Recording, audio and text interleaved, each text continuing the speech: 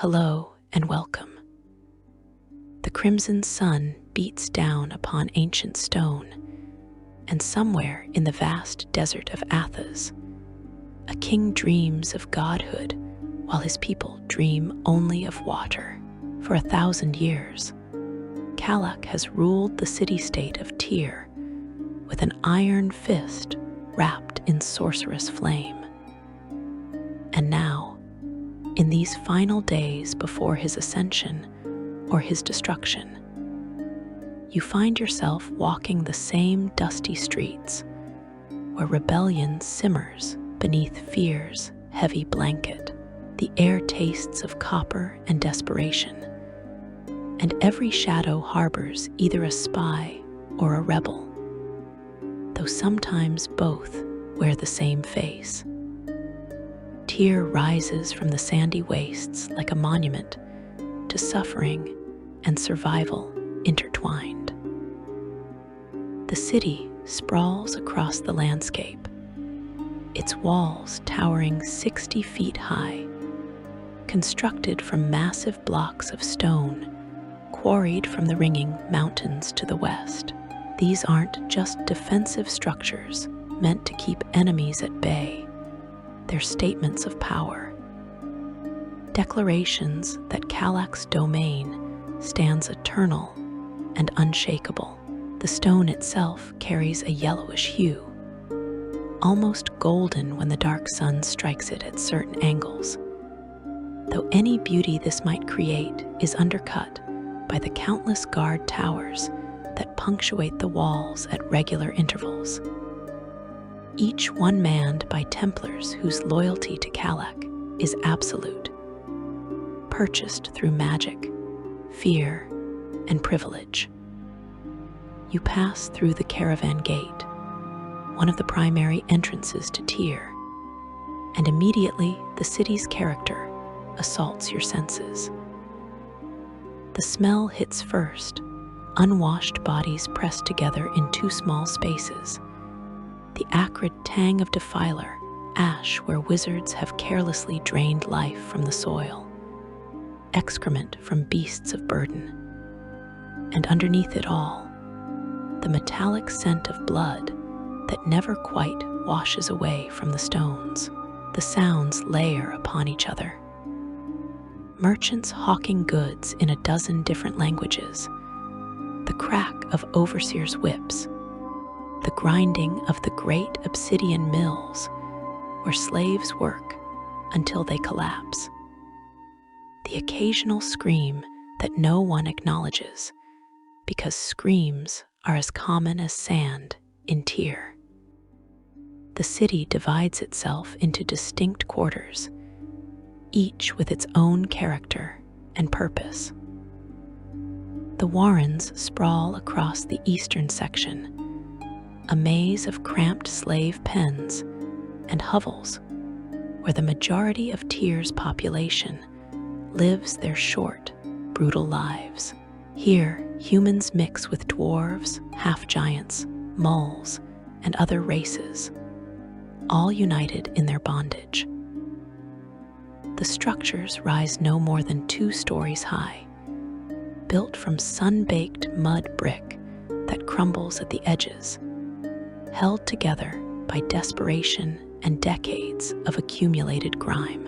Narrow alleys twist between buildings, never quite wide enough for 2 people to pass comfortably, creating a claustrophobic network where privacy is impossible, and trust is currency more valuable than ceramic coins. Move west toward the center of the city, and you enter the artisan quarter, where those slaves fortunate enough to possess valuable skills practice their crafts under slightly less horrific conditions. Potters shape clay into water vessels that command high prices in the markets. Weavers create cloth from giant hair and plant fibers, their fingers bleeding from repetitive work.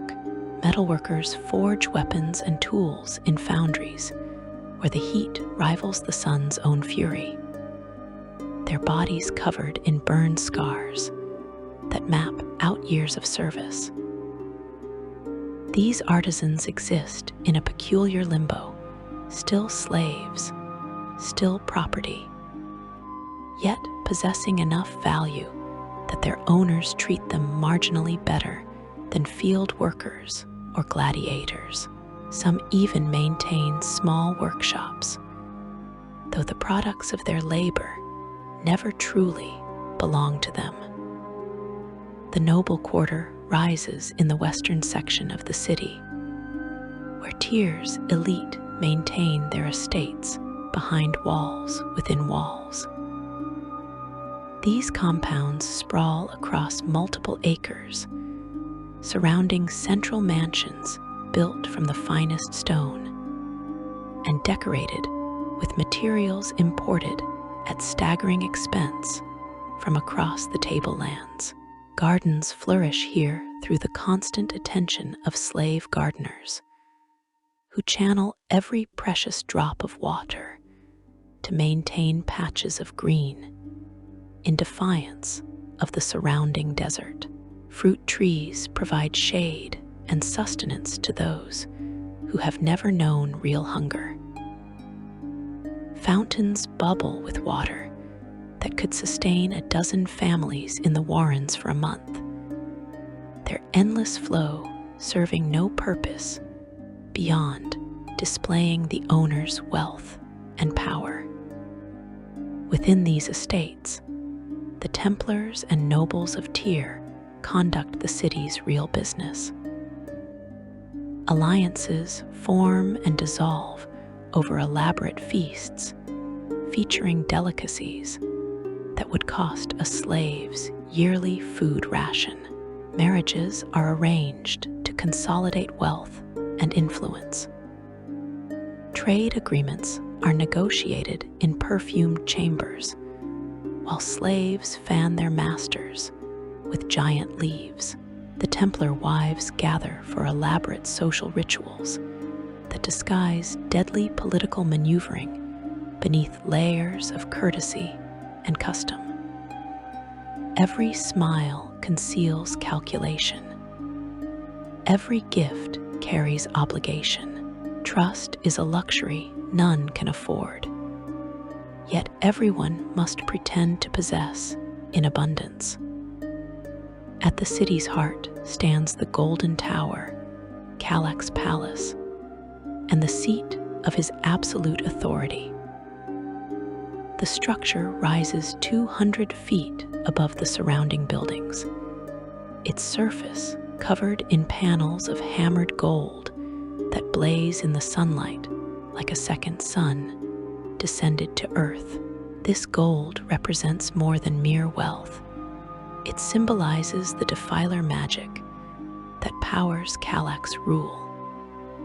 Each panel inscribed with spell components and anchoring enchantments that maintain the wards protecting the Sorcerer-King. The tower possesses no external windows below the 50th floor, presenting a blind face to the city, though everyone knows that Kalak sees everything through his Templar's eyes and his own arcane scrying. The interior of the Golden Tower remains a mystery to all but Kalak's most trusted servants and highest-ranking Templars. Those few who have entered and returned speak of halls that defy normal spatial relationships, corridors that change configuration according to Kalak's will, chambers filled with treasures plundered from ruins across Athas, and laboratories where the Sorcerer-King conducts experiments that would horrify even his fellow champions. The throne room occupies the tower's uppermost level, a vast circular chamber where Kalak receives petitioners and pronounces judgments. Seated upon a throne carved from a single massive obsidian crystal based on what we know of other Sorcerer King's palaces. This could imply that the throne itself serves as a focusing device for Kalak's magic, though no one outside his inner circle has verified this detail. But now, in these final days of his mortal reign, Kalak rarely occupies his throne. His attention has turned entirely to the Great Ziggurat, the massive stepped pyramid rising from the arena district that consumes every resource Tyr possesses. Construction began 13 years ago, though the project truly accelerated over the past 5 years, as Kalak's timetable for his transformation grew more urgent. The ziggurat dwarfs every other structure in the city save the Golden Tower itself, its base covering 10 acres, its top platform rising 170 feet above the arena floor. 10,000 slaves labor on its construction at any given time, working in shifts that continue through day and night without pause. You watch them work as you pass near the construction site, and the scene burns itself into memory. Massive stone blocks, each weighing several tons, are dragged up the ziggurat's sides on wooden rollers by teams of hundreds of slaves harnessed together like beasts of burden. Overseers walk alongside them, wielding whips and psychological compulsion spells in equal measure to extract maximum effort. When a slave collapses from exhaustion or heat stroke, they're simply dragged aside and left to die or recover on their own. The work cannot stop, must not stop, because Kalak has decreed that the ziggurat must be completed on schedule, and his decrees carry the weight of absolute law. The structure follows ancient patterns whose origins trace back to the Green Age, before the world became desert, before the champions waged their war of extermination against the various races of Athas. Kalak himself designed it, drawing on knowledge preserved from that distant era. Based on what we know of such rituals, this suggests he adapted templates that the ancient sorcerer Rajat created for his champions' eventual transformations. Each level of the ziggurat corresponds to a stage in the dragon metamorphosis, and the entire structure serves as both a focusing lens for magical energies and a container to channel the life force that will fuel Kalak's final transformation. The stones themselves have been treated with alchemical preparations that allow them to absorb and redirect magical energy. Runes cover every surface, though workers are forbidden from examining them too closely. Several slaves who showed too much curiosity about the inscriptions were publicly executed as warnings to others. The human cost of this construction staggers the imagination. Based on the brutal work conditions and the accelerated timeline, this could imply that over 50,000 slaves have died during the ziggurat's construction. They die from falls when exhaustion causes them to lose their grip on the massive stones. They die from being crushed when blocks slip from their rollers and tumble down the ziggurat's sides. They die from exposure to the elements, working without adequate shade or water in the brutal heat of the Athasian sun. They die from disease that spreads through the crowded work camps where they're penned between shifts. They die from malnutrition because feeding so many workers strains even Tyr's considerable resources. They die from the casual brutality of overseers who see them as expendable resources rather than living beings. And yet the work continues, because in Tyr under Kalak's rule, life is cheap and obedience is everything. The Sorcerer-King's Templar Order enforces his will through a combination of divine magic granted by Kalak himself and ruthless efficiency cultivated over centuries of practice. These Templars form the backbone of Tyr's government, serving as judges, tax collectors, military commanders, and law enforcers.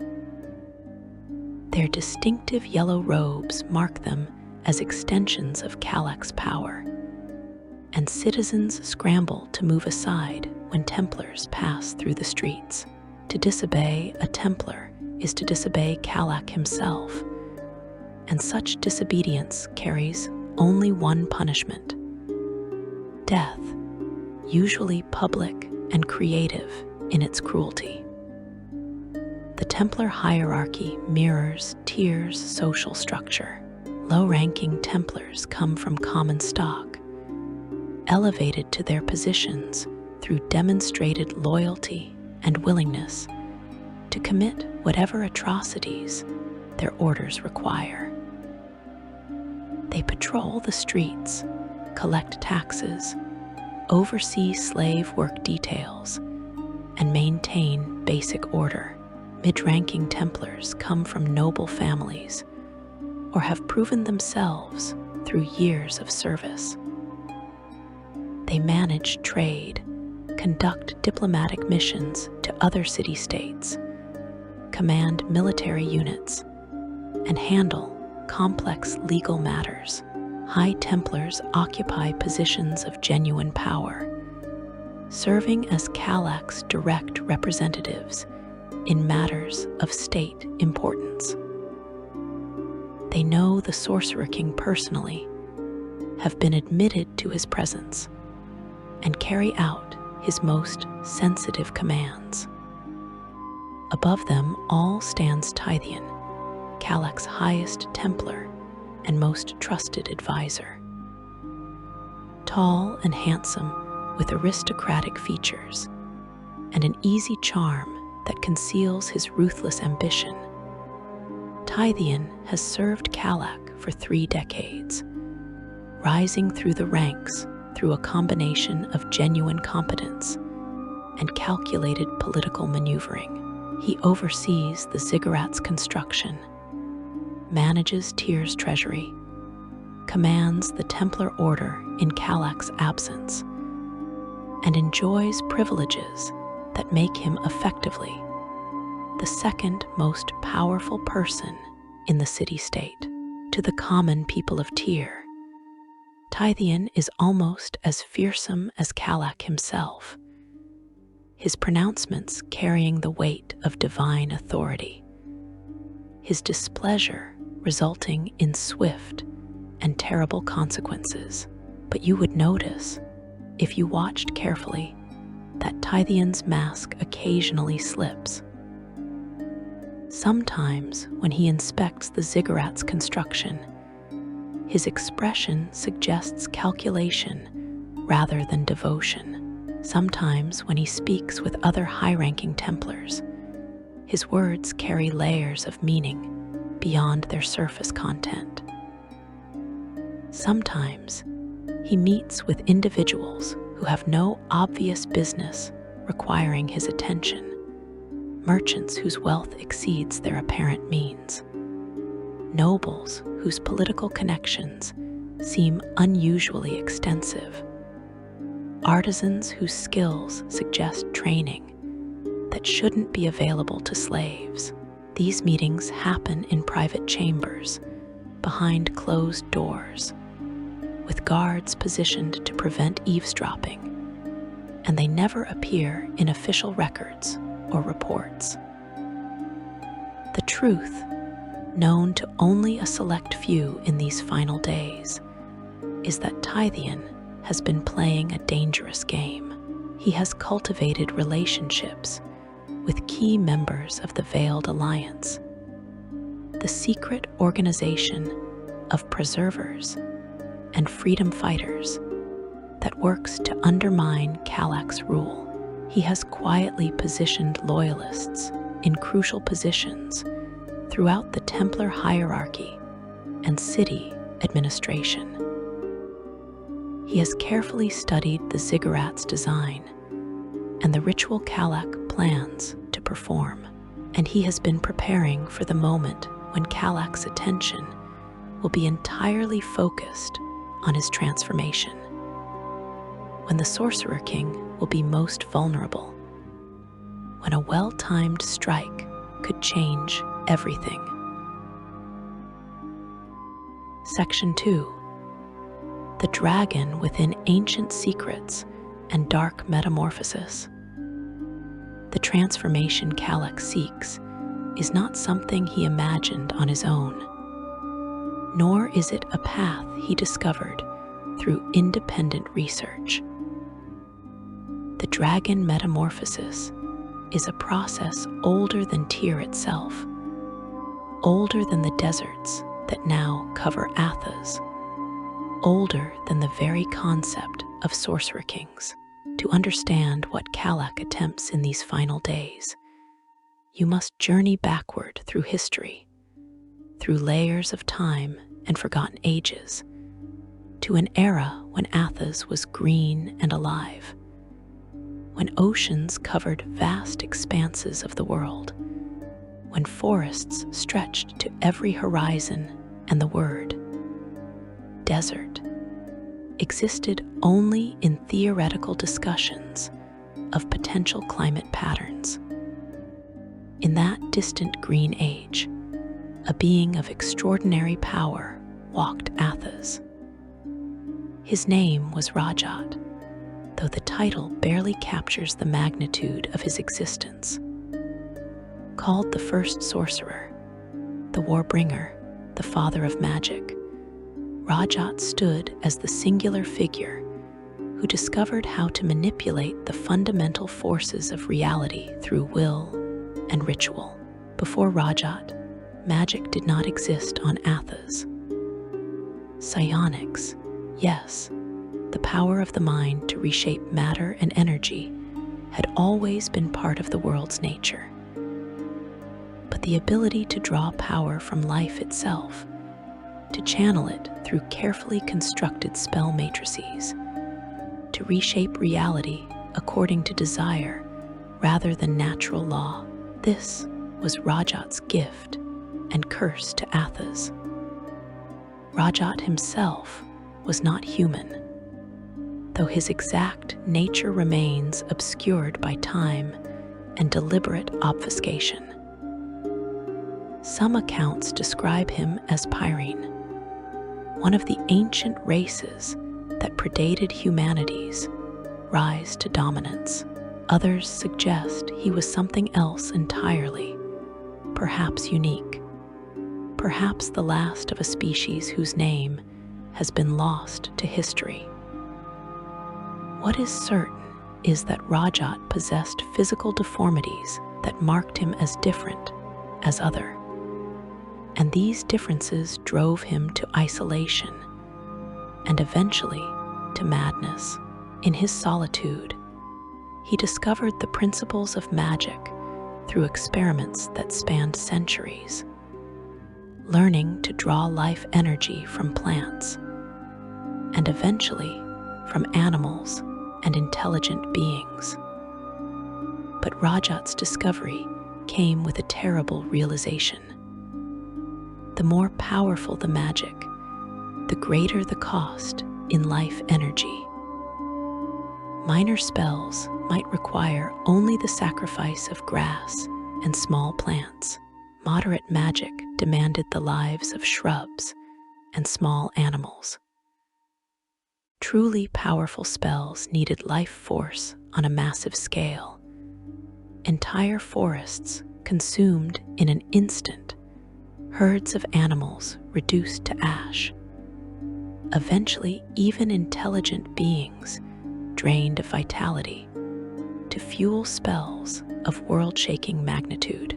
This destructive aspect of magic led Rajat to develop two distinct approaches: defiling, which carelessly destroyed life in the pursuit of power, and preserving, which carefully drew energy without permanently destroying the source. Rajat chose the path of the defiler, not through ignorance, but through calculated decision. He had developed a grand vision, a plan that would reshape Athas according to his desires, and he understood that such reshaping would require power on a scale that preserving magic could never provide. His plan was simple in its horror.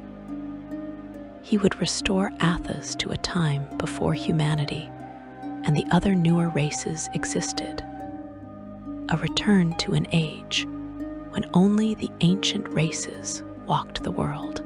To accomplish this, he would need servants of extraordinary power, champions capable of waging war against entire civilizations, warriors who could genocide entire species.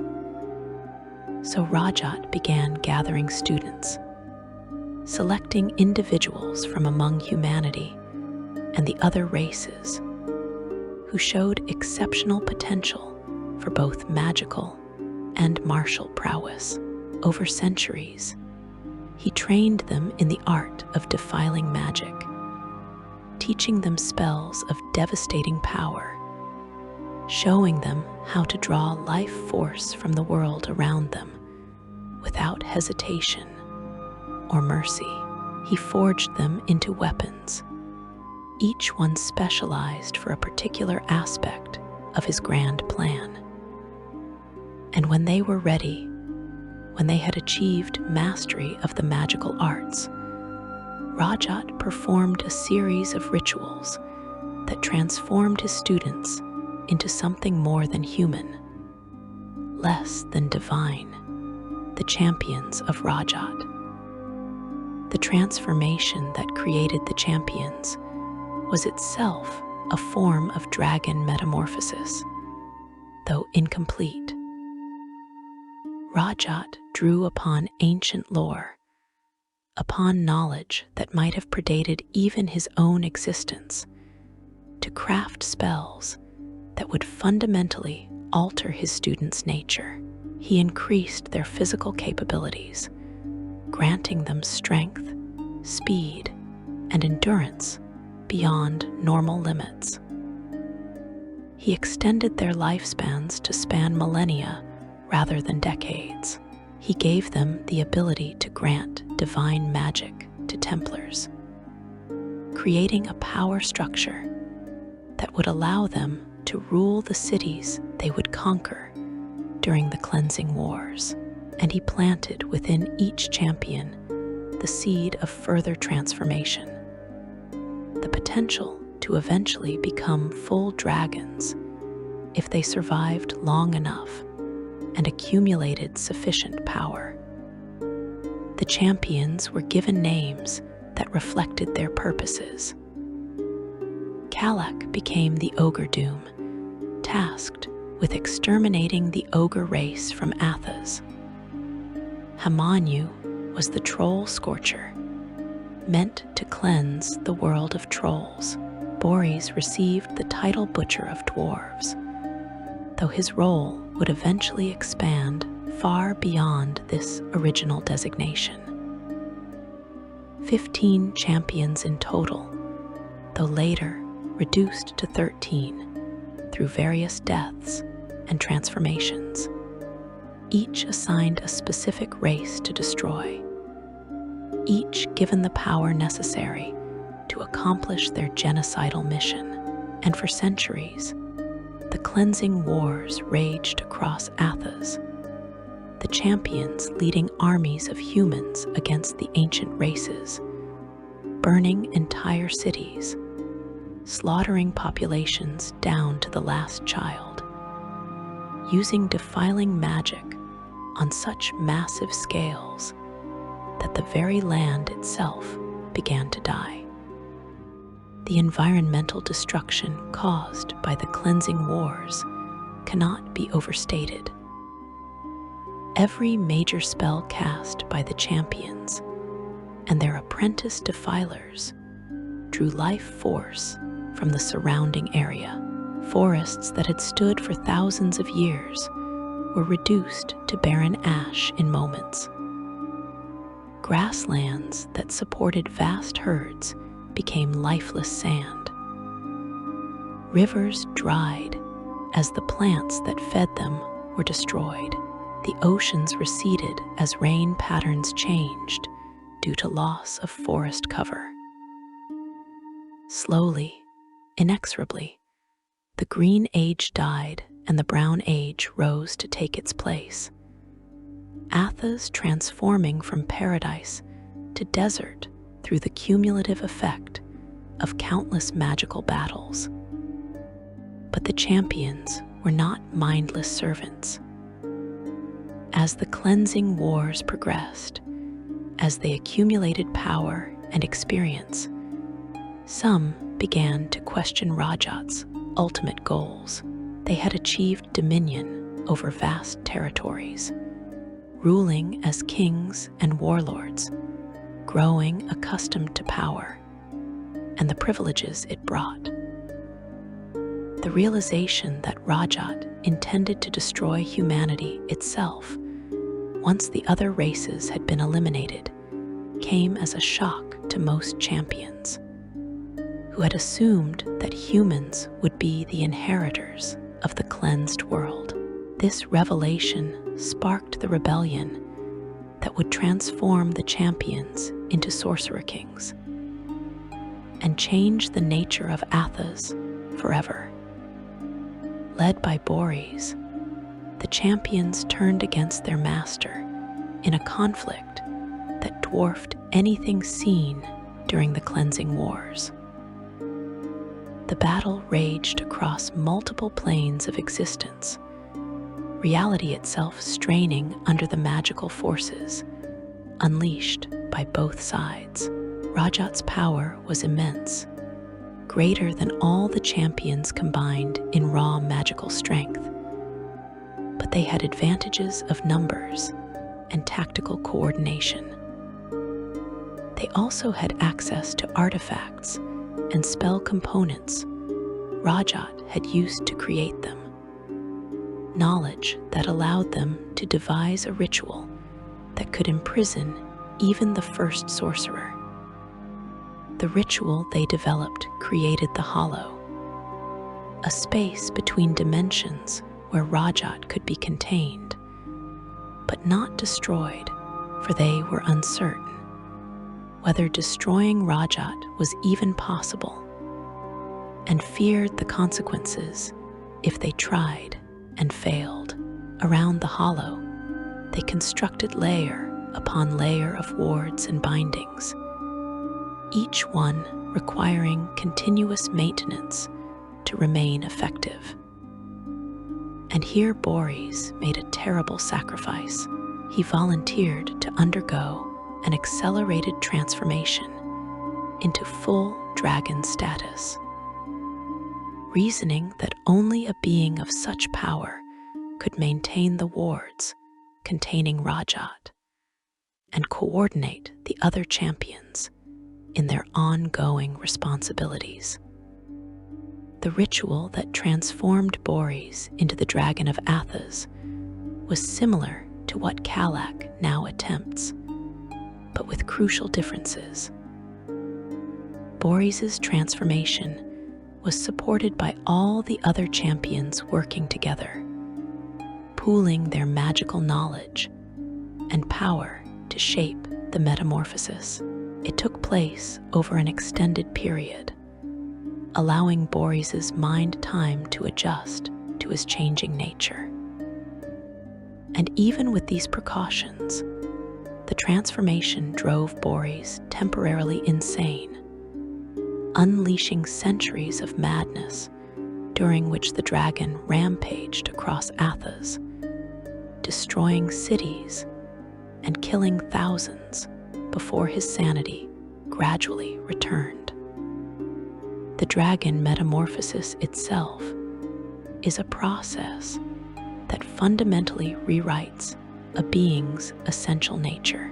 It occurs in stages, each one requiring centuries to complete under normal circumstances, each one bringing the transforming individual closer to the ultimate form, a creature of pure magical power given physical shape, effectively immortal, possessing strength and abilities that make even the champions seem weak by comparison. The early stages manifest primarily through subtle changes. Increased magical power, enhanced physical capabilities, extended lifespan beyond even what the champions already possess. These changes might not even be visible to observers, though the transforming individual feels them intensely. As the metamorphosis progresses into intermediate stages, physical alterations become apparent. The skin thickens and takes on a scaly texture, patches at first, then spreading to cover the entire body. Bones lengthen and reshape, particularly in the spine and limbs, creating a form that remains humanoid but increasingly alien. Teeth become fangs capable of rending metal. Nails transform into claws that can cut stone. The eyes change color and shape, taking on reptilian characteristics that allow vision across broader spectrums of light. The transforming individual grows larger, adding feet to their height and hundreds of pounds to their mass, as their body restructures itself according to draconic templates written into the very fabric of the transformation magic. The advanced stages bring changes that push the individual beyond anything recognizable as humanoid. Wings emerge from the back, first as useless appendages, then growing and strengthening until they can support the dragon's considerable weight in flight. The head elongates, the skull reshaping into something distinctly reptilian, jaws extending to accommodate rows of teeth designed for tearing and crushing. A tail grows, thick with muscle, capable of sweeping aside multiple opponents or bringing down structures. The hands and feet complete their transformation into true claws, 5-taloned appendages that combine dexterity with devastating destructive potential. But the physical changes, dramatic as they are, represent only the surface of the dragon metamorphosis. The true transformation occurs at a deeper level, rewriting the individual's essential nature in ways that affect their magical capabilities, their relationship to the world around them, and their very consciousness. A fully transformed dragon exists partially outside normal reality, their presence warping the fabric of space and time in subtle ways. They can draw magical power directly from living beings without the need for traditional spell components. Draining life force with a thought, they become immune to most conventional weapons and resistant to magical attacks that would destroy lesser beings. Their minds expand to process information at speeds incomprehensible to mortals, capable of maintaining dozens of complex spells simultaneously while engaging in physical combat and conducting strategic planning. This immense power comes with equally immense costs. The transformation process itself is agonizing, stretching across years or even decades as the body slowly restructures itself. Each stage brings pain that would drive most beings insane. Bones breaking and reforming, organs shifting position and changing function, nerves rewiring themselves to accommodate new sensory capabilities. The psychological toll matches the physical suffering. Memories of mortal existence fade, replaced by draconic instincts focused on dominance, accumulation of power, and the eternal hunger for magical energy. Many dragons lose themselves entirely during the transformation, their original personalities subsumed by the draconic nature, leaving behind creatures that retain knowledge and skills, but lack the qualities that once defined them as individuals. Kalak seeks to circumvent the normal decades-long process through his ziggurat and the ritual he has designed. Rather than slowly accumulating magical power and allowing his body to transform over time, he intends to force the transformation in a single massive ritual, channeling enough life force through himself in one terrible moment to complete in hours what should take centuries. The ziggurat serves as the focusing mechanism for this accelerated metamorphosis. Its architecture designed to draw life force from thousands of victims simultaneously and channel that energy into Kalak with precise control. The ritual requires specific conditions to succeed. The ziggurat must be completed to exact specifications. Every stone in its proper place, every rune correctly inscribed. The timing must align with certain astronomical configurations that occur only at specific intervals. And most crucially, the ritual needs an enormous number of victims, living beings whose life force can be harvested all at once to provide the massive energy surge necessary for instantaneous transformation. This explains Kalak's announcement of the Grand Games, his promise of spectacles never before seen in Tyr's arena. He intends to pack the arena with 20,000 spectators, citizens and slaves alike, all gathered to witness what they believe will be entertainment, but what will actually be their deaths. The mechanics of the life-draining ritual follow principles established during the cleansing wars. Defiling magic always draws power from living things, but the ritual Kalak has designed takes this to its ultimate extreme. When he activates the ziggurat's magic, every living being within the arena will feel their life force being ripped from their bodies.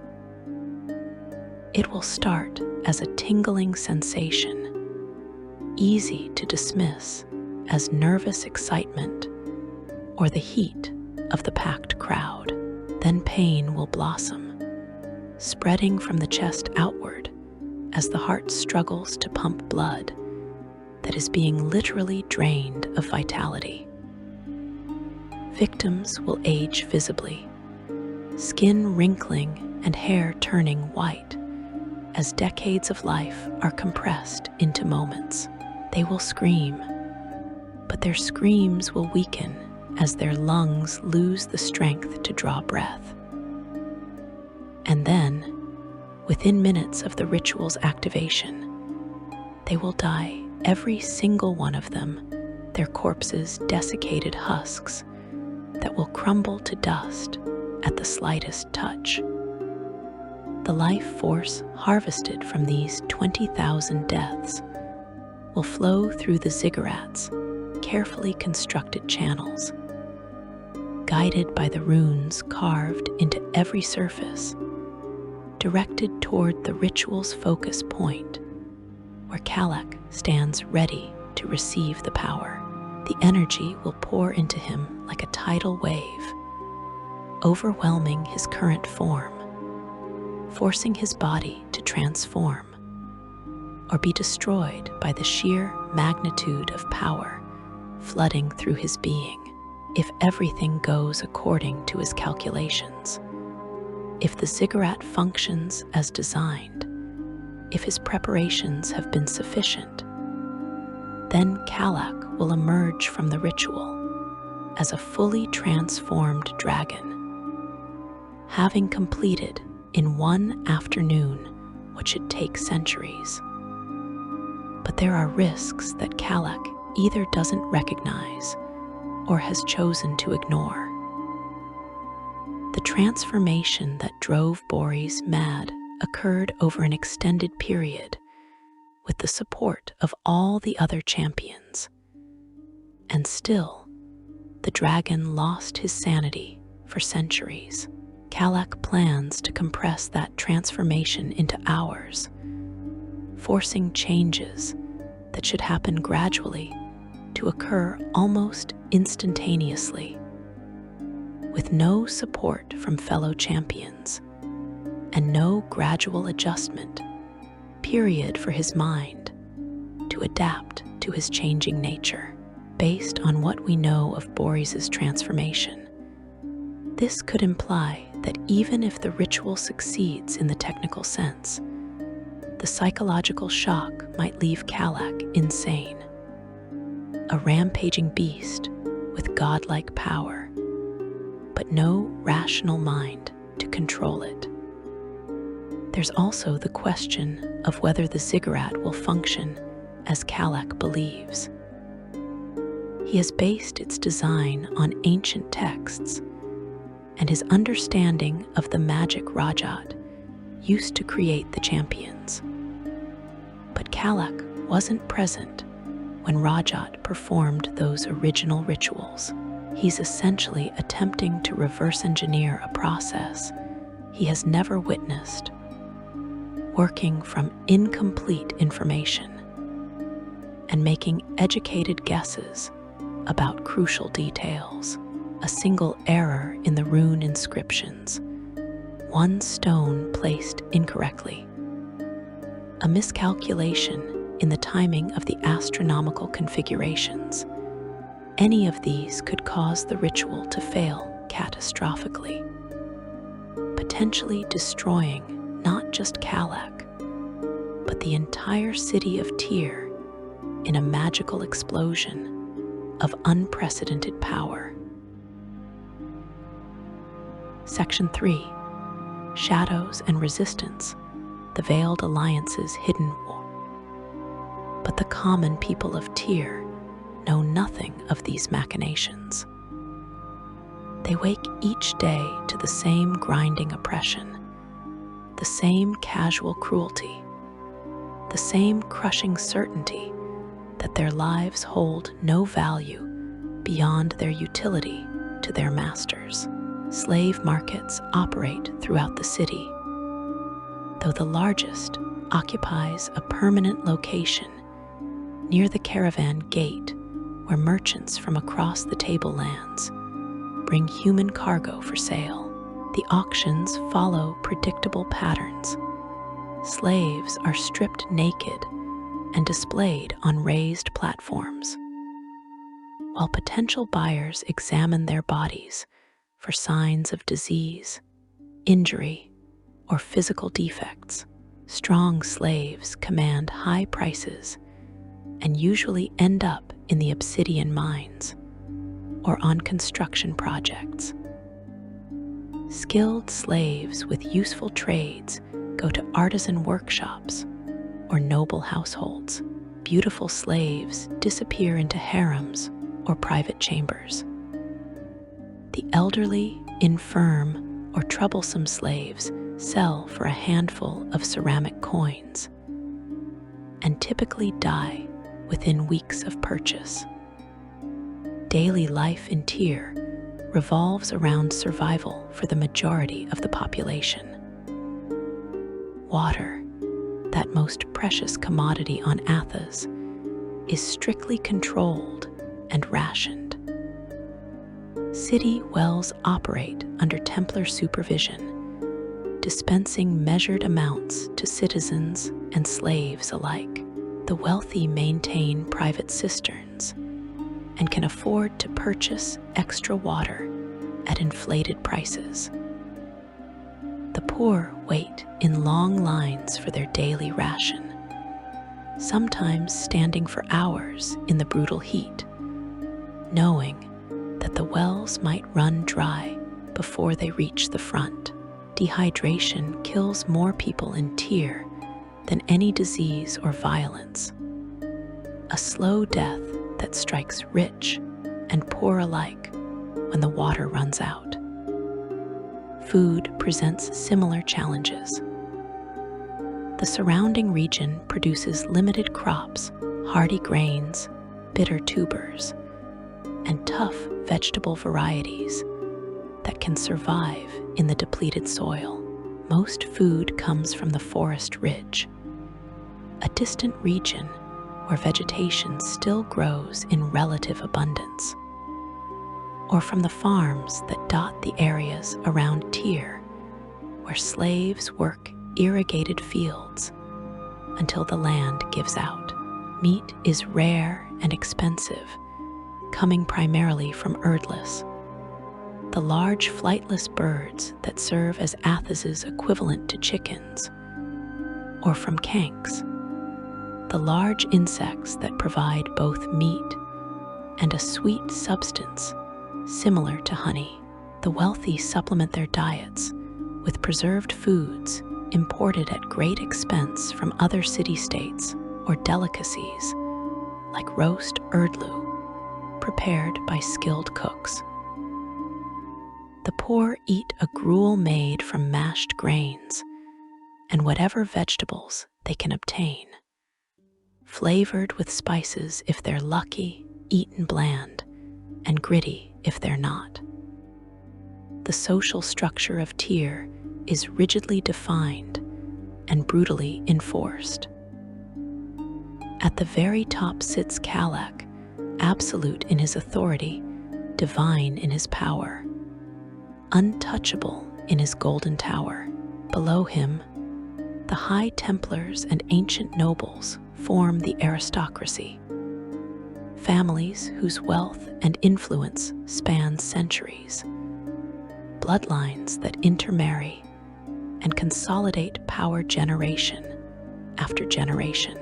The merchant class occupies an ambiguous position, wealthy enough to rival nobles in terms of material resources, yet lacking the social prestige and political influence that comes with noble birth.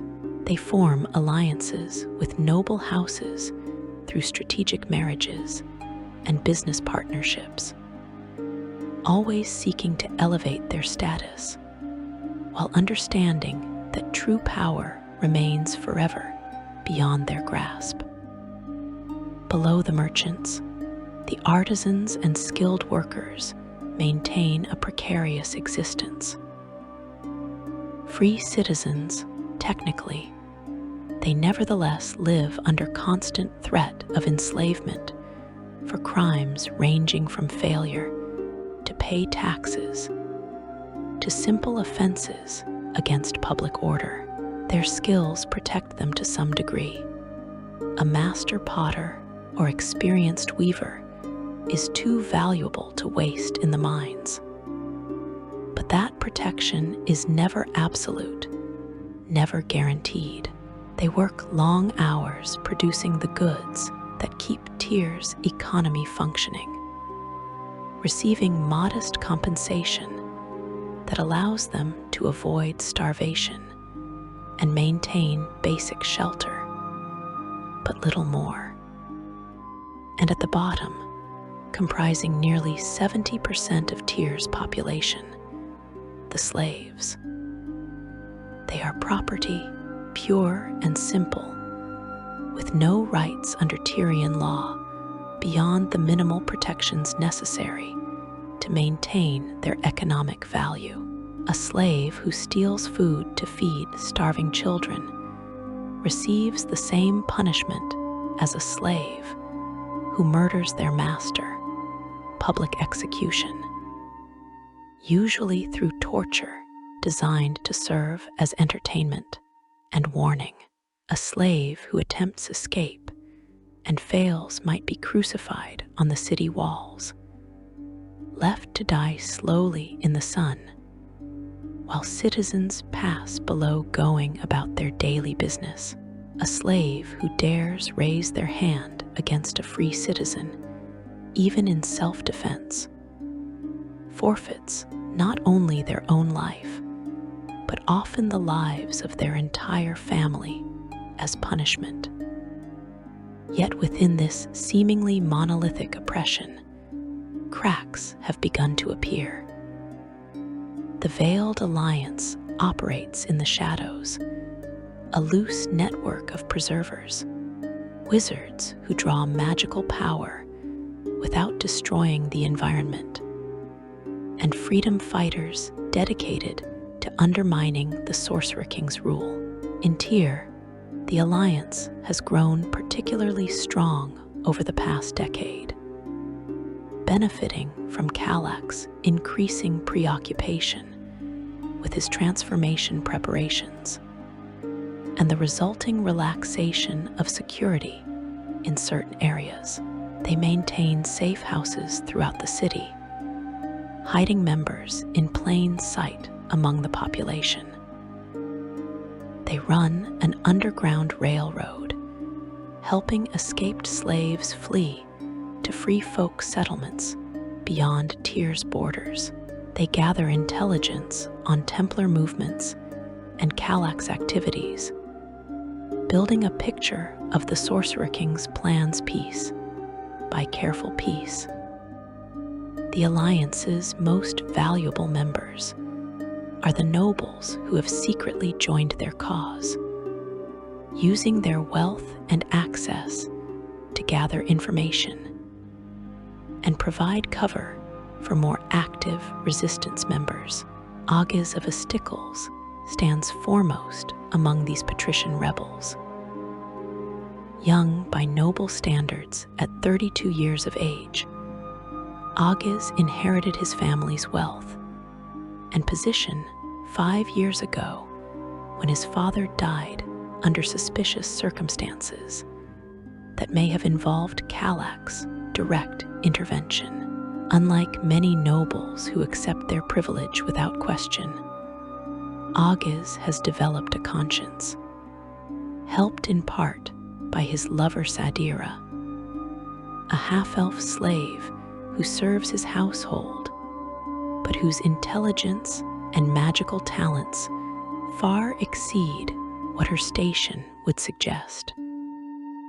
Aghas moves through noble society with practiced ease, attending feasts and social gatherings, participating in the elaborate games of politics and influence that occupy the aristocracy's attention, all while quietly funneling resources to the Alliance and gathering the intelligence that will prove crucial in the coming confrontation. His position protects him from casual suspicion.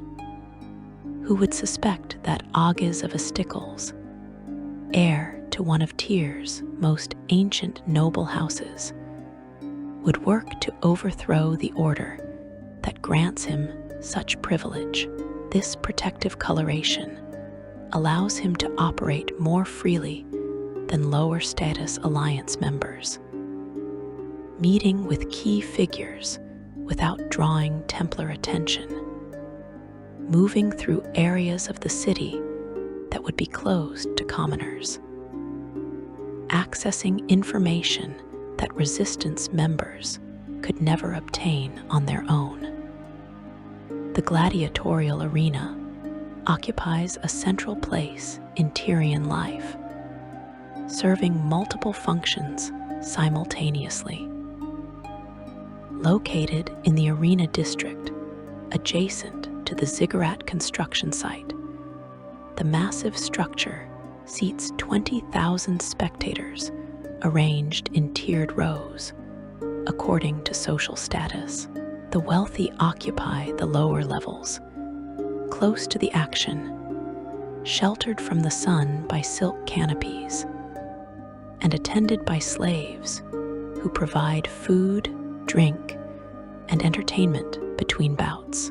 The middle classes sit higher, exposed to the elements, paying moderate prices for decent views. The poor and slaves crowd into the uppermost levels, standing in the brutal heat, straining to see the tiny figures far below, but grateful for the free entertainment and the occasional distribution of food that accompanies major games. The games themselves combine sport, punishment, and political theater. Gladiators fight for the crowd's entertainment and their own survival, engaging in individual duels, team battles, and elaborate scenarios, choreographed to recreate famous historical conflicts or mythological events. The finest gladiators achieve celebrity status, their names known throughout Tyr, their exploits celebrated in songs and stories, their victories earning them privileges and rewards that elevate them far above ordinary slaves. Some even win their freedom after accumulating enough victories, though this happens rarely, and only when a gladiator's owner agrees to manumission. Another gift Kalak can bestow or withhold at his whim. Among Tyr's gladiators, one name resonates above all others: Rickus, the mole gladiator who has survived hundreds of bouts and earned the title of champion. Standing 7 feet tall, with the massively muscled physique characteristic of his half-dwarf heritage, Rickus combines strength, speed, and combat instincts honed through years of arena combat. His preferred weapon is the Heartwood Spear, a magical artifact he won in a particularly brutal contest. Its shaft carved from the heartwood of an ancient tree and enchanted to channel its wielder's life force into devastating attacks. Rickus has killed dozens of opponents, defeated every challenger the arena masters have thrown against him, and become something rare in the slave population, a symbol of hope, proof that even in Kalak's Tyr, individual excellence and courage can triumph against overwhelming odds. But Rickus, like Agiz, carries secrets. He has made contact with the Veiled Alliance through Sadira, who approached him carefully over months, testing his loyalty and assessing his capacity for understanding the larger cause beyond his personal glory. Slowly, patiently, she awakened in him an awareness of the systemic oppression that makes the games possible, helped him see beyond the individual victories to the structure of violence and exploitation that defines Tyrian society. Now, in these final days, Rickus prepares for a role in a far more important contest than any arena bout, the confrontation that will determine whether Kalak achieves his dragon transformation or dies in the attempt. Sadeera herself represents perhaps the most remarkable member of the conspiracy against Kalak. Born into slavery, a half-elf facing prejudice from both humans and elves, she nevertheless discovered within herself an affinity for magic. But unlike the defilers who served the Sorcerer-Kings, Sadeera learned the way of the Preserver, drawing magical power without destroying the life around her. This choice came with significant limitations. Preserver magic is weaker than defiling, requiring more time and effort to cast spells of equivalent power. But it also connected her to the Veiled Alliance and the broader resistance movement. Her position in Augus's household provides perfect cover for her activities. As a slave, she moves through the city, largely invisible to the Templars and nobles, who might otherwise notice suspicious behavior. As Augus's acknowledged favorite, she has access to resources and information far beyond what most slaves could dream of obtaining. And as a secret preserver and alliance member, she has been studying the ziggurat's design, analyzing the runes carved into its stones, searching for weaknesses in Kalak's ritual that might be exploited when the moment comes. The Veiled Alliance's infiltration of Tyr's power structure extends beyond individual members to include complex networks of cooperation and shared intelligence. Merchants provide cover for Alliance operations. Their legitimate trade caravans carrying resistance fighters and contraband alongside legal goods. Artisans produce weapons and supplies that end up in Alliance safe houses. Low-ranking Templars, disillusioned with Kalak's increasingly erratic behavior and demanding requirements, quietly pass information to Alliance contacts. Even within the slave population, a resistance network operates through carefully cultivated relationships and coded communications, identifying potential recruits, gathering intelligence on guard movements and security procedures, preparing for the day when open rebellion might become possible. This day approaches now, driven by Kalak's obsession with his transformation and the opportunity it presents. The Sorcerer-King has announced that he will complete the ziggurat's construction with a grand ceremony on the first day of the month of Desert's Vengeance. Just 3 weeks away, he has decreed games of unprecedented scale to mark the occasion, promising spectacles never before seen in the arena. Combats involving the greatest gladiators and the most dangerous beasts. A celebration of Tyrian power and glory that will surpass anything in the city's long history. But the Veiled Alliance knows what Kalak truly plans, not mere games, but a ritual of transformation that will drain the life force from every spectator in the arena, channeling their collective energy through the ziggurat to fuel his ascension to full dragon status.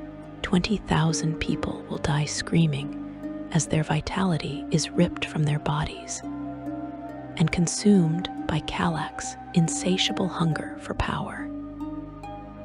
The ziggurat itself will serve as the ritual focus.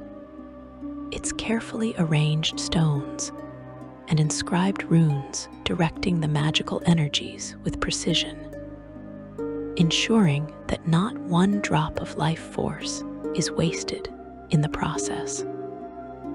And when the ritual completes, if it completes, Kalak will emerge transformed, no longer merely a champion, no longer just a sorcerer king, but something far more terrible. He will possess power to reshape reality itself, to transform the landscape with a thought, to reduce armies to ash with a gesture. He will be effectively immortal, immune to conventional weapons and most magic, capable of regenerating from injuries that would kill lesser beings. He will need neither food nor water, sustained entirely by the magical energies that permeate his transformed body. And he will be free from the levy that Boris, the Dragon of Athas, demands from each Sorcerer King. 1,000 slaves annually to fuel the wards containing Rajat, the Warbringer, in his prismatic prison. So the stage is set in these final days before Kalak's transformation attempt. The ziggurat rises toward completion, its shadow falling across the arena district like a portent of doom. The Templars enforce order with increasing brutality as the ceremony approaches, tolerating no disruption, suppressing any sign of dissent. The slaves labor under the whip, pushing their bodies beyond reasonable limits, dying in droves, while their masters plan how best to profit from the coming celebrations. The nobles maneuver for advantage, unaware that some of their number have turned traitor to their class and allied with those seeking to destroy the entire system. And somewhere in the secret places of the city, in rooms hidden by magic and misdirection, the veiled alliance plots and plans. They know that Kalak's moment of transformation will be the moment of his greatest vulnerability, when his consciousness is focused inward on the metamorphosis, when his defenses are lowered, when a determined strike might penetrate protections that would normally be impenetrable. They know that they will likely have only one chance, one opportunity to strike before Kalak completes his transformation or realizes the danger and crushes them utterly. They know that success means freedom for Tyr, the death of a tyrant who has ruled for 1,000 years, and hope for a future without sorcerer kings. And they know that failure means death, not just for themselves, but for everyone they love, everyone who has supported them, everyone connected to their cause in even the most tangential way. Section 4. The weight of conspiracy preparing for revolution. The weight of this knowledge presses down on every member of the conspiracy, but none feel it more heavily than those who will play central roles in the coming confrontation. Agiz must maintain his cover while coordinating the various elements of the plot, balancing his public persona as loyal noble with his secret work for the Alliance. Sadeera must prepare the magical components necessary for their counter-ritual, studying ancient texts and consulting with preservers who remember fragments of lore from before the cleansing wars. Rikus must ready himself for what may be the most important fight of his life, against an opponent far more powerful than any gladiator or arena beast. And Tithian must walk the finest line of all, appearing to serve Kalak faithfully, while positioning himself to seize power in the chaos that will follow the Sorcerer-King's death. The days pass with agonizing slowness for the conspirators, while simultaneously rushing forward too quickly. Each morning brings them closer to the confrontation, closer to the moment when everything they have planned will either succeed or fail catastrophically. Agis attends noble gatherings, smiling and exchanging pleasantries with aristocrats who have no idea that he plots their entire social order's destruction. He meets with alliance members in carefully arranged locations, coordinating the various elements of their plan, ensuring that everyone understands their role and the timing that will be crucial to success. The plan itself has evolved through countless discussions and revisions.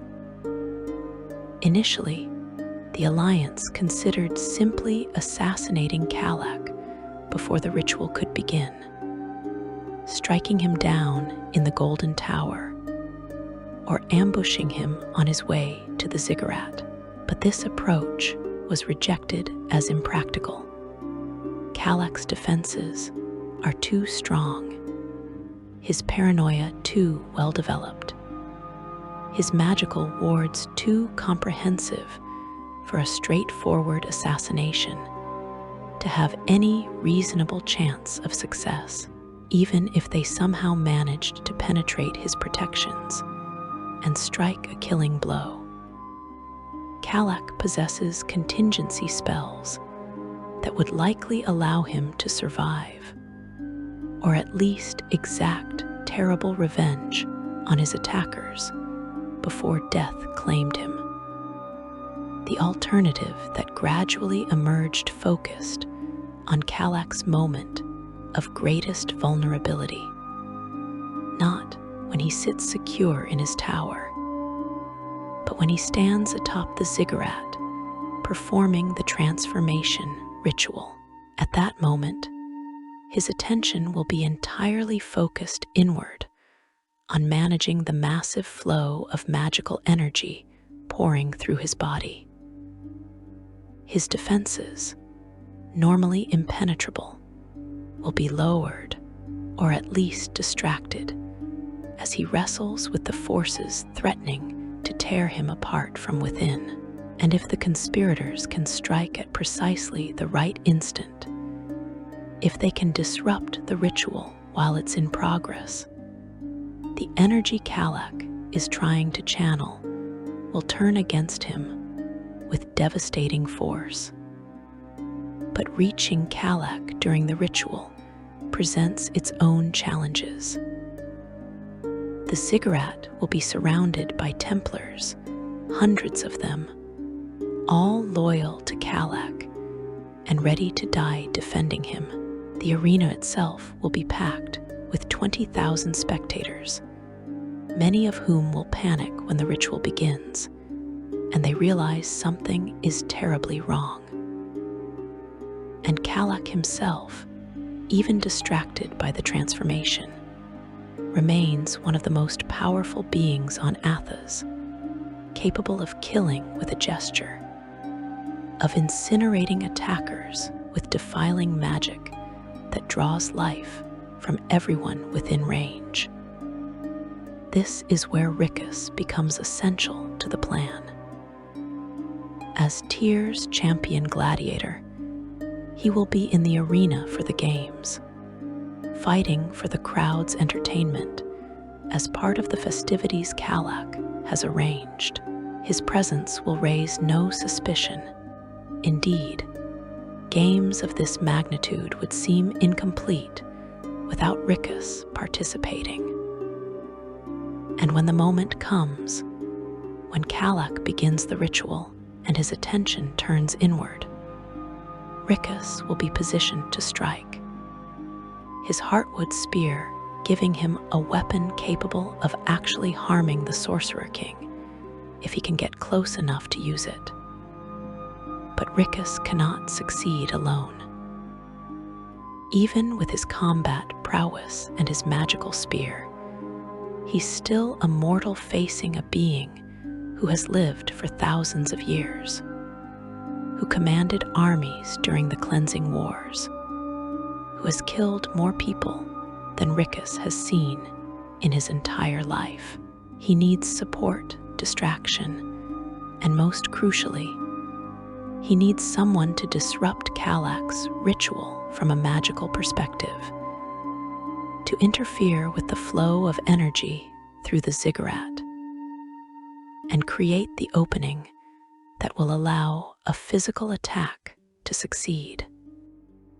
This is Sadeera's role in the conspiracy. She has spent weeks studying the ziggurat's construction, analyzing the runes carved into its stones, mapping the pathways through which life force will flow during the ritual. She has identified key points in the structure where those pathways can be disrupted, nodes where a well-placed counterspell could interrupt the energy flow, and throw Kalak's carefully planned transformation into chaos. When Rickus makes his move, Sadeera will cast her disruption spell, using preserver magic to interfere with Kalak's defiling ritual, creating the momentary vulnerability that Rickus needs to strike a killing blow. The plan is audacious, desperate, and likely to fail. Everyone involved understands this. They're betting everything on a single moment, a few seconds during which Kalak will be vulnerable, when Sadeera's spell will work as intended, when Rickus will have a clear path to the Sorcerer-King, when the Heartwood Spear will prove capable of piercing whatever defenses Kalak maintains, even during his transformation. If any element fails, if Sadeera's magic proves insufficient, if Rickus is stopped by Templars, if Kalak's defenses are stronger than anticipated, then the conspirators will die, probably along with everyone else in the arena. But they have no choice. Doing nothing means allowing Kalak to complete his transformation, to become a full dragon, to gain power that will make his current tyranny seem benevolent by comparison. Doing nothing means watching 20,000 people die to fuel Kalak's ambition, their lives snuffed out in moments, their life force consumed to satisfy one being's hunger for godhood. Doing nothing means accepting that Tyr will remain forever enslaved, that future generations will suffer as current generations have suffered, that the cycle of oppression will continue unbroken until Athas itself dies. So despite the risks, despite the near certainty of death if anything goes wrong, the conspirators commit themselves to action. They make their preparations, refine their plans, position their pieces like players in some vast game of strategy, where the stakes are measured in thousands of lives and the future of an entire city-state. Tithian's role in all this remains the most ambiguous and potentially the most crucial. As Kalak's highest Templar, he has access to information and resources the other conspirators lack. He knows the exact timing of the ritual, the security arrangements for the games, the deployment of Templar forces throughout the city. He has quietly positioned his loyalists in key locations, ensuring that when the moment comes, certain guard posts will be undermanned, certain security protocols will mysteriously fail, certain escape routes will remain unblocked. But Tithian's ultimate goal differs from the Veiled Alliance's vision of a free tier. He doesn't oppose tyranny itself, only Kalak's specific tyranny.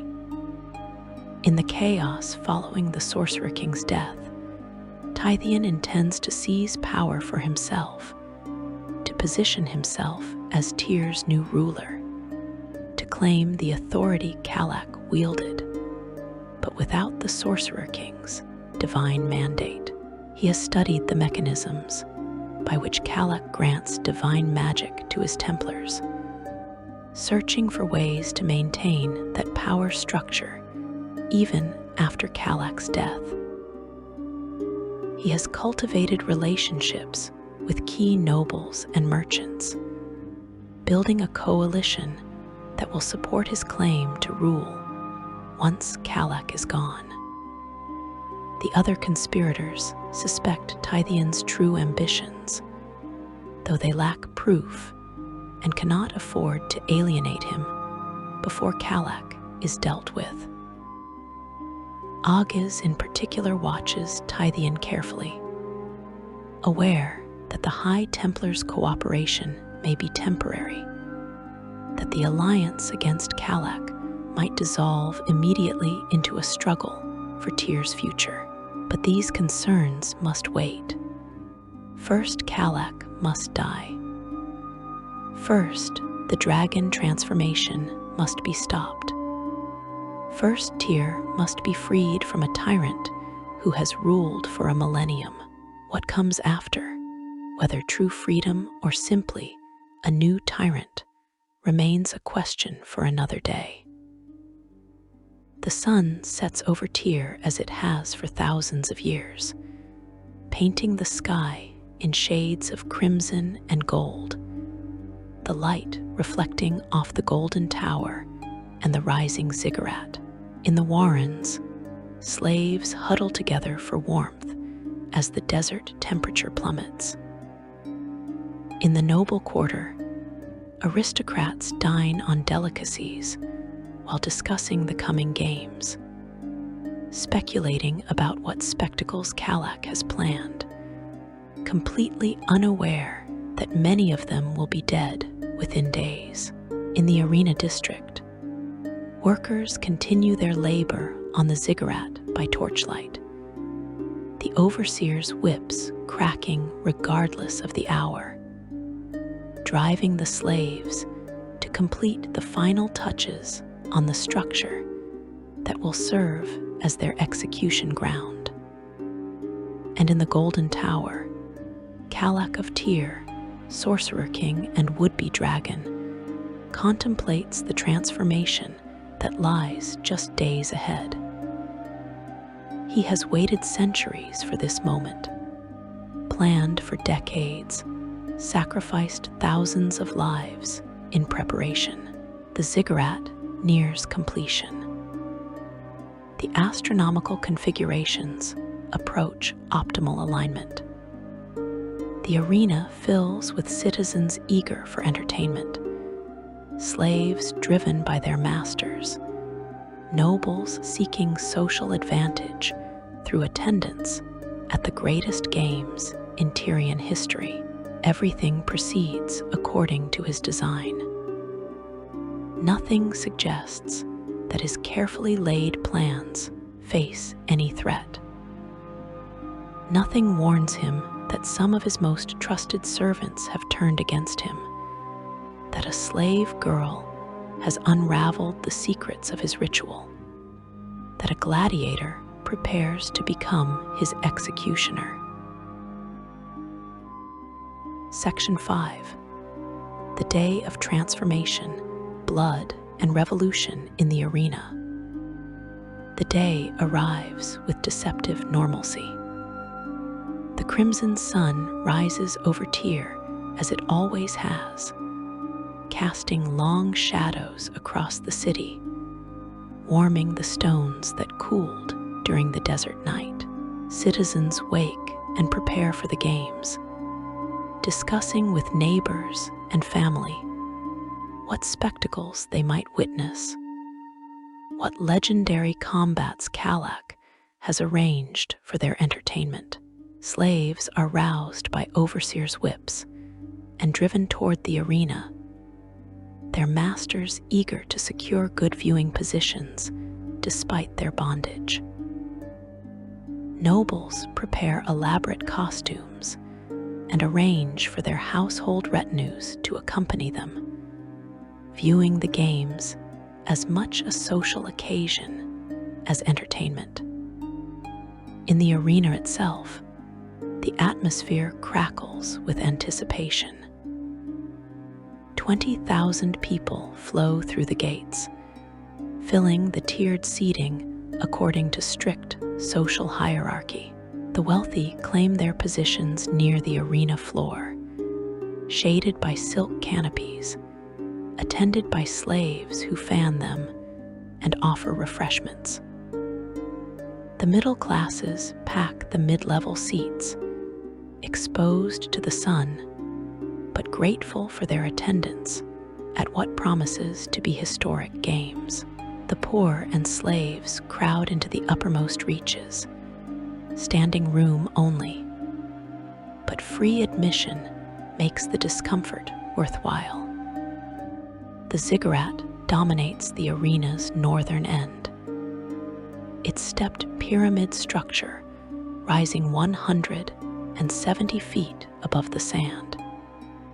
Its surfaces covered with runes that seem to shimmer in the sunlight.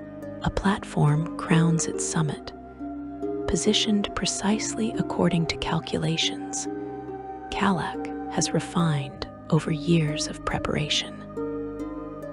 Templar guards surround the ziggurat's base, hundreds of them in their distinctive yellow robes, ostensibly to maintain order, but actually to ensure no one interferes with the ritual about to unfold. Kalak himself appears at midday, emerging from the Golden Tower and processing through the city streets toward the arena. He rides in an elaborate palanquin carried by Mull slaves, its canopy of woven gold thread sheltering him from the sun, its sides decorated with gems that represent a fortune large enough to feed the city's poor for years. Templars march alongside, forming a protective cordon. Citizens press forward to catch a glimpse of their ruler, this being who has governed Tyr for 1,000 years, this Sorcerer-King whose power seems eternal and absolute. But if you looked closely, if you possessed the knowledge to interpret what you saw, you might notice that Kalak appears different today. His movements suggest eagerness, barely restrained beneath his usual regal composure. His eyes, when visible through the palanquin's curtains, gleam with anticipation that borders on hunger. His hands occasionally clench and unclench, as if already grasping the power he expects to claim within hours. This is not the Kalak of previous games, content to observe while his subjects provide entertainment. This is Kalak on the verge of transformation. Kalak preparing to shed his champion nature and become something far greater. Kalak counting the minutes until godhood beckons. The games begin with traditional preliminary bouts. Gladiators face each other in individual combat, some fights ending in death, others with mercy granted to defeated but valiant warriors. Exotic beasts from across the tablelands are released into the arena, Kura, the great cats of the Athasian plains. megapedes, enormous insects with armor plating that can turn most blades, even a captured wild halfling, driven mad with rage and set against a team of gladiators. The crowd roars with approval at each spectacle, cheering victories and groaning at defeats. Fully engaged in the entertainment Kalak has provided. Among the gladiators, Rickus fights with calculated efficiency. His first bout pits him against 3 lesser gladiators armed with nets and tridents, attempting to bring down the champion through coordination and superior numbers. He defeats them within minutes, his heartwood spear striking with precision, each blow calculated to disable rather than immediately kill. Rickus knows he must conserve his strength for what comes later. The crowd loves him, chanting his name, throwing flowers and coins into the arena. He acknowledges their adoration with raised fist, playing his role perfectly, showing no sign that within hours he intends to attack their ruler. In the stands, August sits among his fellow nobles, maintaining his aristocratic mask while his heart pounds with anxiety. He scans the crowd, identifying other alliance members positioned throughout the arena according to their plan. There, a merchant who is secretly a preserver, ready to provide magical support if needed. There, a low-ranking Templar who has turned against Kalak, positioned to delay reinforcements when the attack begins. There, escaped slaves who have returned to Tyr specifically for this moment, armed with concealed weapons, prepared to die if necessary to see Kalak fall. Sadira moves through the crowd as well, her slave status making her effectively invisible to the nobles and Templars. She carries the spell components she will need for her disruption magic, hidden in pouches beneath her ragged clothing. She has studied the ziggurat for weeks, memorized the pattern of runes carved into its stones, identified the precise location from which her counterspell must be cast to have maximum effect. Now she makes her way toward that position, moving casually, just another slave navigating the packed arena, drawing no attention from the guards who could stop her with a word. As the afternoon progresses, the games intensify. Kalak has indeed provided spectacles never before seen in Tyr's arena. A captured giant battles a team of gladiators mounted on Crodless, the great riding lizards of the tablelands.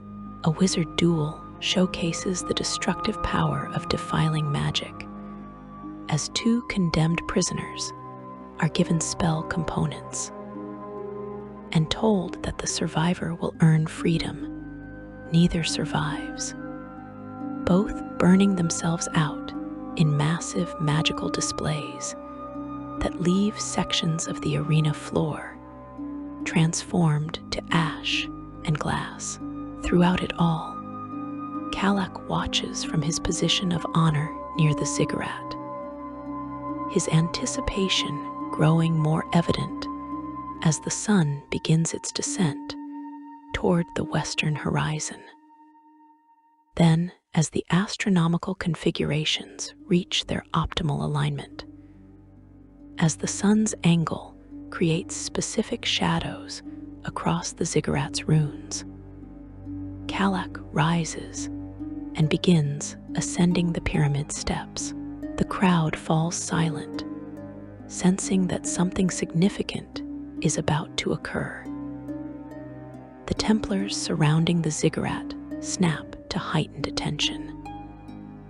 And Tithian, standing near the structure's base in his capacity as highest Templar, watches his master climb with an expression that those who know him well might recognize as calculation rather than reverence.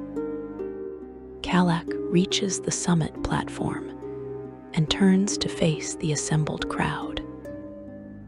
His voice, magically amplified to reach every corner of the arena, rings out across 20,000 spectators. People of Tyr, you have gathered to witness greatness. You shall see transformation. You shall see ascension. You shall see your Sorcerer-King become divine. The crowd erupts in cheers, most understanding this as ceremonial rhetoric, promises of entertainment rather than literal truth. Only a few, the conspirators scattered through the stands, understand what Kalak actually intends. The Sorcerer-King raises his arms, and the ziggurat activates. The runes carved into its stones begin to glow, first faintly, then with increasing brilliance, casting strange shadows that seem to move independent of the sun's light. A low hum fills the arena, felt in the chest rather than heard with ears, vibration that makes teeth ache and bones resonate. And then the life-draining begins. It starts subtly, as Kalak predicted. Spectators feel a tingling sensation, easily dismissed as nervous excitement. But the tingling intensifies rapidly, becoming painful, burning through veins and nerves with increasing ferocity. People begin to gasp, clutching their chests, looking around in confusion and growing terror. Some try to run for the exits, but their legs weaken, failing to support their weight, dropping them to their knees. Others simply collapse where they sit, bodies aging visibly as decades of life are compressed into seconds. The screaming begins then, 20,000 voices crying out in agony as they realize they're dying, as they feel their life force being ripped from their bodies and drawn toward the glowing ziggurat, where Kalak stands with arms outstretched, channeling the stolen vitality into himself. The Sorcerer-King's body begins to change, muscles rippling beneath his skin, bones creaking as they lengthen and reshape. The first stages of dragon transformation, manifesting faster than they should, forced into being by the massive energy flowing through Kalak's frame. This is the moment. This is when Kalak is most vulnerable, his consciousness focused entirely inward on managing the transformation, his defenses lowered, his attention divided between maintaining the ritual and controlling the changes racking his body. And this is when the conspirators strike. Sadeera, positioned near the ziggurat's base, begins her counterspell. Drawing on preserver magic, carefully gathering energy from the plants she has cultivated for weeks, specifically for this purpose, she casts her disruption, working. The spell takes shape, invisible to most observers, but blazing in magical sight, reaching out toward the ziggurat's rune network, seeking the weak points she identified in her studies. For a moment, nothing happens. Her preserver magic seems pitifully inadequate against the torrent of defiling energy flowing through Kalak's structure. But then one of the runes flickers. Just for an instant, its glow wavers, the life force flowing through it disrupted by Sadira's interference. That disruption propagates through the carefully designed network, creating a cascade effect as other runes lose synchronization with the ritual's overall pattern. The energy flow doesn't stop. 20,000 people are still dying, their vitality still being drained. But it becomes chaotic, turbulent, no longer following the precise pathways Kalak designed. On the ziggurat's summit, Kalak staggers, his concentration broken by the sudden chaos in the magical energies he's trying to channel. His transformation, already dangerous even when controlled, becomes actively harmful as uncontrolled power surges through his body in unpredictable patterns.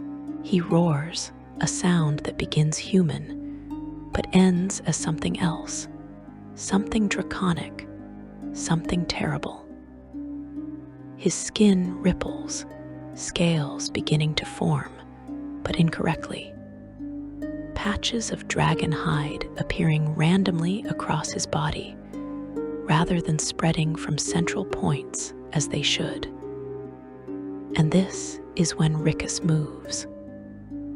The Mall gladiator, still in the arena, somehow still on his feet, despite the life-draining ritual affecting everyone in range, charges toward the ziggurat.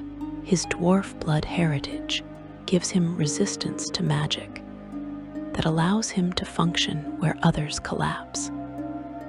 And his gladiator's endurance lets him push through pain that would incapacitate lesser warriors. The Heartwood spear blazes in his grip, its enchantments activated by his will, feeding on his own life force to grant him supernatural speed and strength. Templars move to intercept him, but many are weakened by the ritual's effects, their own life force being drained alongside everyone else. Those still capable of fighting find themselves facing not just Rickus, but other alliance members who have revealed themselves, attacking from multiple directions, creating chaos that prevents coordinated defense. Tithian, for his part, does nothing, neither defending Kalak nor openly attacking him, but rather positioning himself to claim power in whatever aftermath emerges. Rickus reaches the ziggurat's base and begins climbing, taking the steps 3 at a time, driven by desperation and the knowledge that thousands are dying with each second he delays. Behind him, the arena has become a charnel house, bodies collapsing, spectators aged to desiccated husks, the life-draining ritual continuing despite Sadira's disruption. Because Kalak, even distracted and struggling with his transformation, maintains enough control to keep drawing power. The Mall gladiator reaches the summit platform, where Kalak writhes in transformation agony, his body caught between human and dragon states. His mind, fractured by the conflicting forces, tearing through his consciousness.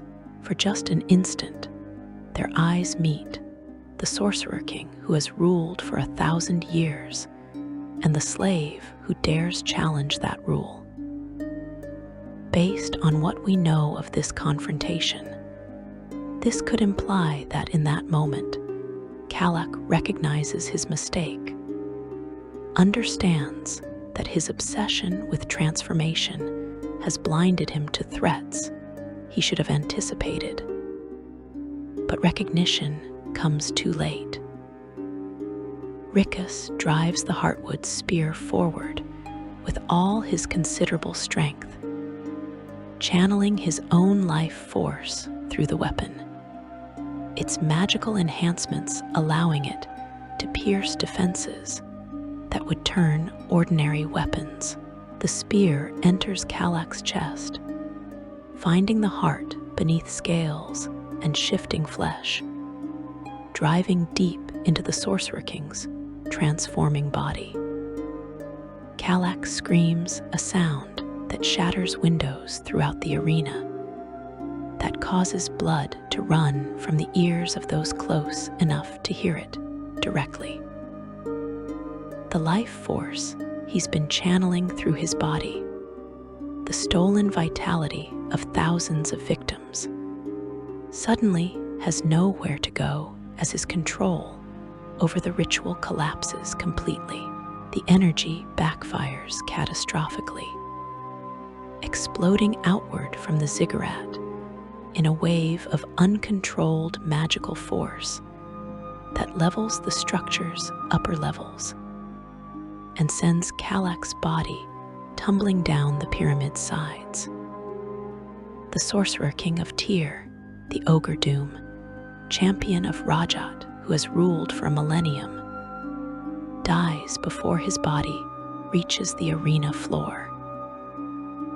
The life-draining ritual ceases instantly with his death.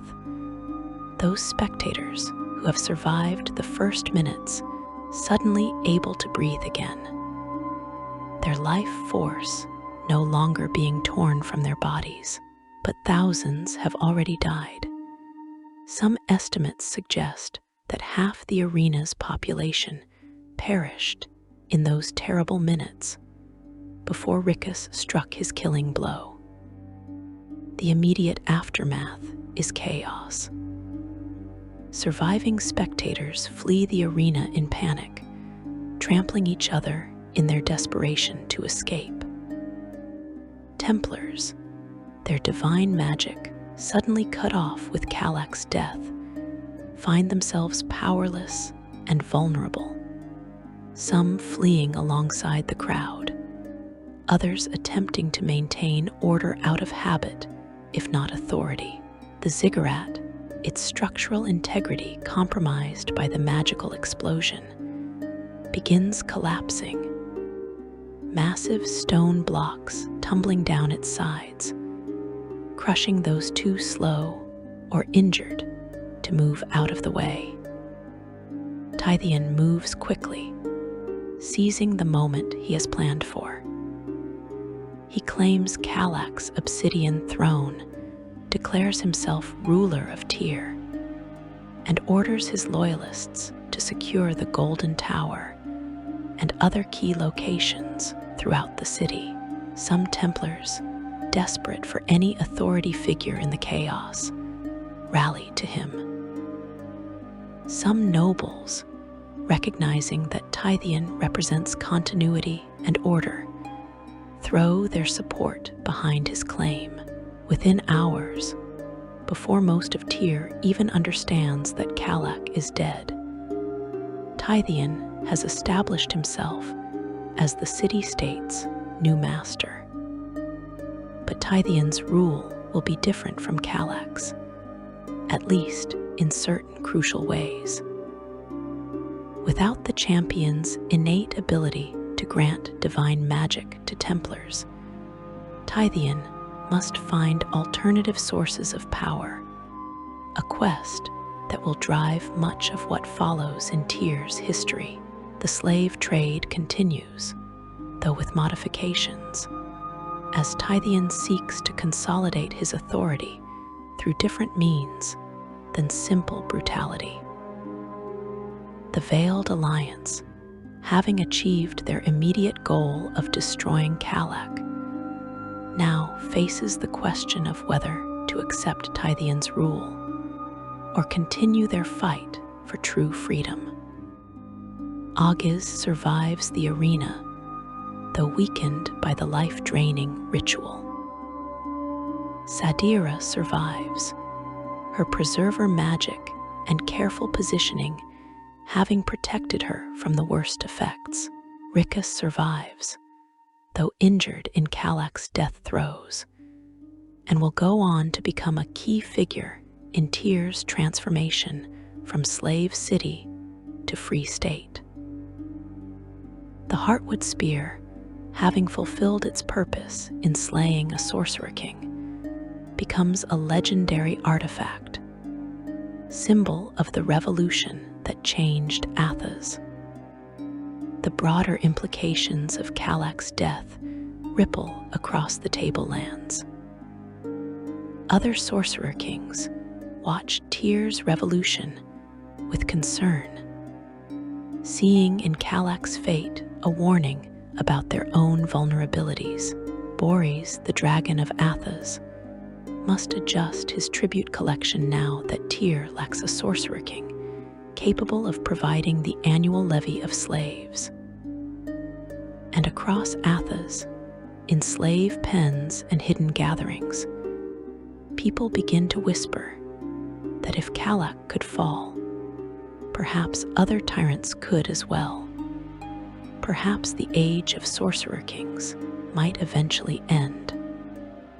The ziggurat itself becomes a ruin, a monument to Kalak's failed ambition and the thousands who died in his pursuit of godhood. No one attempts to rebuild it. The structure is cursed, haunted by the screams of those who perished there, avoided by all but the most desperate or foolhardy. Sand gradually buries its lower levels, reclaiming the stones that Kalak tore from the earth for his transformation. In time, it will become just another ruin in a world filled with ruins, evidence of hubris, and the price paid when mortals seek to become gods. So ends the story of Kalak's final days in Dark Sun, not with his ascension to dragon godhood as he planned, but with his death at the hands of those he considered beneath notice. 1,000-year reign ended by a slave with a spear, a half-elf sorceress with courage, and a noble who remembered that privilege brings responsibility. The tale teaches us that no tyrant is truly invincible, that oppression eventually generates its own resistance, that those who seek godhood often find only mortality. And somewhere in the ruins of the arena, beneath fallen stones and blowing sand, Kalak's body lies champion of Rajat, Sorcerer King of Tyr, the ogre Doom who achieved his doom through his own ambition. His dream of transformation died with him, but the transformation he caused in Tyr, the change from slave city to the tableland's first free state, became his unintended legacy. Not the legacy he wanted, perhaps, but the one he earned through a millennium of tyranny and a final, fatal miscalculation. If you enjoyed this deep dive into Kalak's final days and the revolution that changed Tyr forever, please consider liking this video and subscribing to the channel. Your support helps me continue exploring the rich lore of Dark Sun and bringing you these detailed examinations of Athas and its history. Until next time, may your water never run dry, and may you walk in the shadows where the sun's heat cannot find you.